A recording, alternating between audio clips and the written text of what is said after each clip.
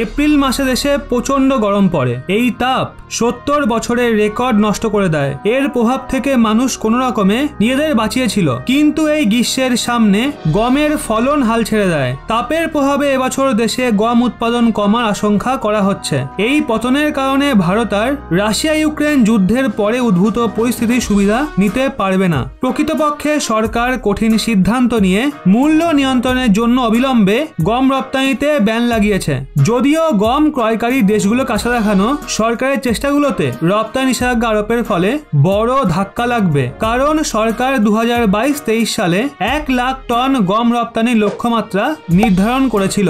গম রপ্তানি ব্যান নিয়ে সরকারের তরফ থেকে জারি সূচনা অনুযায়ী ঘোষণার আগে বা ওই দিন পর্যন্ত যে শিপমেন্টের জন্য লেটার অফ ক্রেডিট জারি করে দেওয়া হয়েছে ততটা গম রপ্তানি করা যাবে। সরকারের এই কঠিন সিদ্ধান্ত মূল্যস্ফীতি বাড়ার কারণে নিতে হয়েছে। আসলে এপ্রিল মাসে খুচরো মূল্যস্ফীতি 7.79% থাকে, যা 8 বছরের উচ্চতম স্তর। ওদিকে এপ্রিল মাসে ফুড ইনফ্লেশন 8.38% হয়। আপনাদের বলে দিই, ভারত বিশ্বের দ্বিতীয় বৃহত্তম গম উৎপাদক দেশ, আর এই সময়ে ভারত ঘরোয়া বাজারেও দ্রুত দ্রব্যমূল্য বৃদ্ধির সামনা করছে। আসলে গ্লোবাল মার্কেটে গমের ডিমান্ড বেড়ে গেছে। এর কারণ রাশিয়া ইউক্রেন দুনিয়া জুড়ে সবচেয়ে বেশি গম রপ্তানি করে, কিন্তু যুদ্ধ অবতীর্ণ হওয়ার পর এবং রাশিয়ার ওপর প্রতিবন্ধকতা লাগার কারণে এই দুই দেশের গম রপ্তানির ওপর মারাত্মক প্রভাব পড়ছে।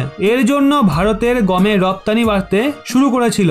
সেই জন্য ভারতে গমের সরবরাহ কমে যাওয়ার ফলে গমের দামও বাড়তে শুরু করেছিল, কিন্তু উৎপাদন কমার আশঙ্কায় দামে আরো বেশি প্রভাব পড়তে শুরু করে। এই কারণে সরকার গমের রপ্তানির ওপর নিষেধাজ্ঞা জারি করার সিদ্ধান্ত নেয়। এর ফলে হবে কি, আসলে গম উৎপাদকদের এমএসপি অর্থাৎ মিনিমাম সাপোর্ট প্রাইসের মোকাবিলায় বেশি দাম বাজারে মিলছে। এই কারণে কিছু রাজ্যে সরকারি ক্রয় মন্থর রয়েছে। বিশ্ব স্তরে গমের মূল্য বৃদ্ধির ফলে চাষিরা নিজের ফসল সরকারকে বিক্রি করতে বেশি ইন্টারেস্ট দেখাচ্ছে না। এক্ষেত্রে সরকার চলতি মৌসুমে গম সংগ্রহের হিসাবও কমিয়েছে, কিন্তু এখন যখন রপ্তানির ওপর নিষেধাজ্ঞা লেগেছে তখন চাষিদের নিজেদের ফসল সরকারকে বিক্রি করার জন্য বাধ্য হতে হবে। বিশেষজ্ঞরা মনে করছেন, বর্তমান বাজার ব্যবস্থায় চাষিদের নিজেদের ফসল বাইরে বিক্রি করায় দাম কম হওয়ার পরিবর্তে রপ্তানিকারীদের বেশি কেনার জন্য বাড়ছে। এক্ষেত্রে যদি সরকারের কেনা কম থাকে তাহলে আটা গম কিনতে হবে,